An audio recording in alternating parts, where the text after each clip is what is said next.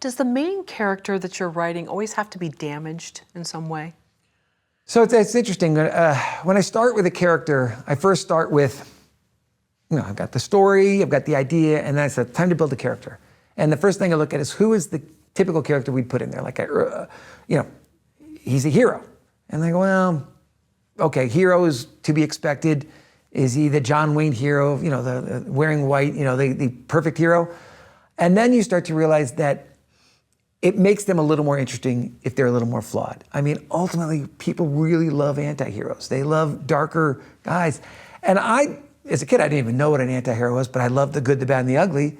And Clint Eastwood, when you kind of look at him in almost all his movies, he's really the anti-hero. Dirty Harry, he's not a good guy. He's not a nice guy. Ultimately, he's got good intentions, as most anti-heroes do, but he does it in a dark way. So I realized damage is kind of fun. Damage kind of works really well. So I look at the character and say, who would fit in here? And then I say, well, what if we changed him or her a little bit and gave him a damage? And I'm afraid of making them damaged if that kind of turns them into the cliche. Oh, he's the cliched damaged guy who's trying to get retribution and revenge. So I really want to stay out of the mold of what you expect, but I also don't want to go too far afield because I'm still concerned about the studios and the buyers who are going to get freaked out because this character is so far afoul of what they want. And I know I should try to push the envelope, but I'm worried about pushing the envelope and myself right out of the room. I like the damaged character. I like the damaged character trying to find retribution. I like him not being perfect, or her. I've done it both ways. And I think my personal, when I go to movies, I kind of like the damaged guy.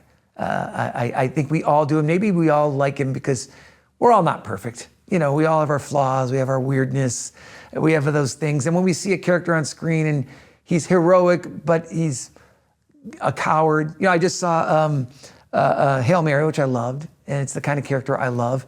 And here he is, a brilliant guy, an everyman. And I wouldn't say he's damaged, but he's a coward in a sense. He doesn't want to go into space. He doesn't want to save humanity, so they just kind of stick him in space. And I love that. It's like that, I wouldn't say he's overly damaged, but he didn't want to be there. He was nobody's hero. And I love the way they dealt with that. I love the way that Andy Weir does that in his movies and in his stories. So I like a character who's got a little bit of damage in him. I don't want him to be complete train wreck. I want to be a little bit damaged like we all are. I look at some things and I go, would I be a hero in that situation or would I be a coward? I'd probably be a coward. So I like when I see a cowardly character who ultimately has to become a hero, a little bit damaged. Okay, let's take Nicolas Cage in Leaving Las Vegas. Yeah, well, he was very damaged. Okay, is that maybe too far to the right or left of the spectrum? That is, I will say that's not the film that is not a kind of film I would write. I like the film. That is a deeper, darker, introspective kind of character film, character-driven, a very, depressed individual. I've yet to go there in my writing. Certainly like it. I like it from other people, and like it in characters in movies I like to see. It isn't something that I don't think I'm capable of writing. So maybe I'm thinking of, was it Otto with Tom Hanks? Oh, I like that one. It was a cute movie, yeah. Yeah, Otto was a little more everyman who was damaged because, it's funny, I mentioned Clint Eastwood in Dirty Harry. Dirty Harry, if you hear his backstory, it's mentioned in the movie, was not always an angry, dark man, but like other damaged characters, he had a wife and kids, and his life didn't turn out well. I can't remember what brought him to that moment. Otto was kind of similar. It was a guy who was on track to have everything he wanted in life, and then life kind of took a turn, and he lost that humanity for a few moments. But then it came back to him because of other people. And I do like that in the movie. And I actually like that. I thought that was a very cute movie that didn't get enough attention. But I like when we see people, because we're all damaged. And sometimes maybe we all just want to say to everyone, just go away. Leave me alone. And it's nice to see that maybe someone else cares about you. And then for female characters, I know it's probably, the line is maybe a little bit different. You can't be, like it was a young adult with, Diablo Cody's young adult. Oh, I didn't see that. Okay, yeah. Maybe that was a little too damaged. I like the movie, but it seems like there's a different line. Well, Hollywood I don't think Hollywood treats female characters well. We've come a long way, but I feel like when we're talking about damaged characters, we seem to make our female damaged characters a hell of a lot more damaged than our male characters. And we seem to beat up on our female characters a little more emotionally. And sometimes I feel like we do it because then it's a guy who saves them, you know. So I'm not saying that across the board, but it's with female characters. The female characters I've written in screenplays were, well, most of my films are male-driven characters, obviously. But in Trackdown, which was a female character, she wasn't damaged. But we did give her jeopardy. She had a child in the story that was in jeopardy, which tends to be a little bit of a trope these days. You know, if they're not damaged, then they have a child who's going to be damaged. And if they're emotionally damaged, then you know, someone's going to have to get them out of that rut. I'm just always nervous. I just feel like we don't treat female characters the same way we treat guy characters, and I don't think it's fairly done. What tips do you have for creating a multi-dimensional character? Good question. So multi-dimensional characters that you know, kind of jump off the page, that have a little bit more of a backstory. Again, when I go to my process of creating characters, I start with story. I say who's going to fit in the story. I find the character. I try to twist him or her into the story, like what's going to make them interesting. And then I do try to develop their backstories. I do have writer friends who love to write the entire backstory, going back to like childhood. You know, his sister beat him up, or he fell in a pit. And that's great if it has something to do with his current story, but they deep dive. I don't tend to go that far in writing my character's bio. My character's bios are 2 or 3 pages, and then the rest starts to develop as the story comes along. As far as making them multidimensional, I just try to make them interesting. I try to make them have something that isn't, they're all, like if you're an action hero, you're not just all action hero. You have a hobby or a thing that you do. You have a fear.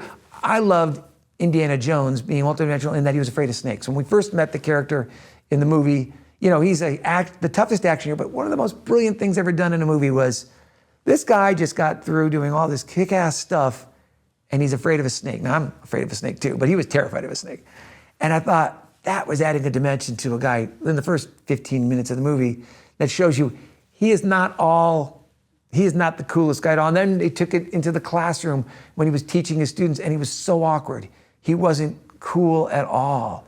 I love the little layers that you can add to characters as stories develop that'll let you see that they are not all the bravado you see on the outside. So show that in the story if you can find a natural place to do it. Someone like Spielberg is, you know, terrific at doing that. In your movie with Ethan Hawke, 24 Hours to Live, how did you make that character interesting? So that was an idea where we said, okay, what if a really bad guy, an assassin, a government assassin, is killed, but through science, he's brought back to life and told to do one more job.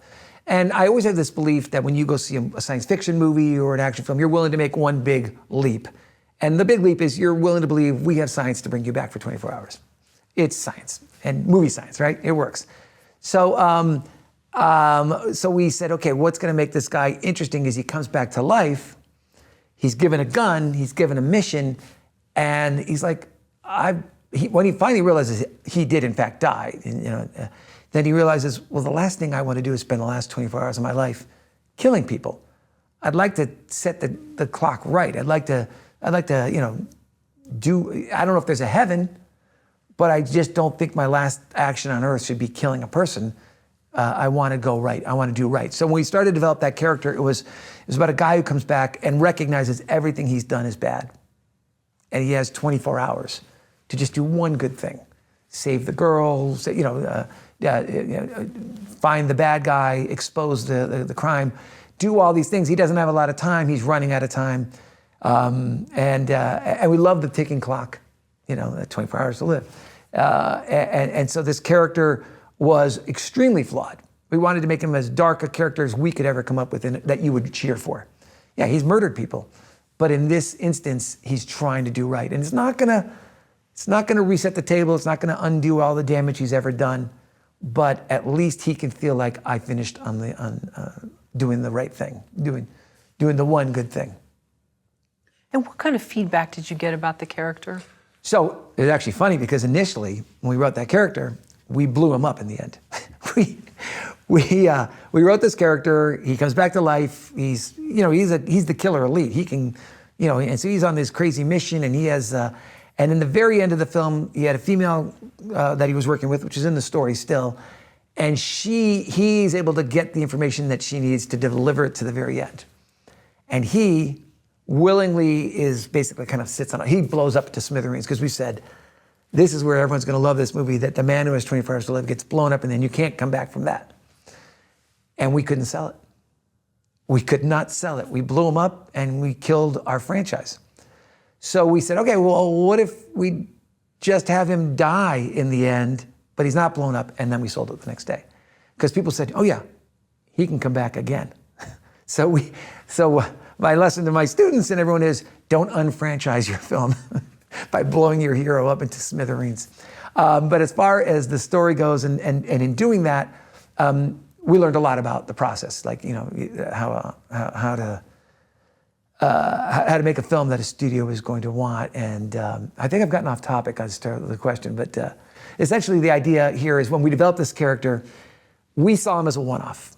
And we wanted him to make the ultimate sacrifice in the end, to just, to die for what was right. And in the end, he does die for what is right. But in the movie, there's a very tag end in this movie where he comes back one more time. And so apparently you can bring him back for 24 more hours. Although I don't know why they haven't called us for a sequel, because they literally could do 24 more hours. Maybe they will.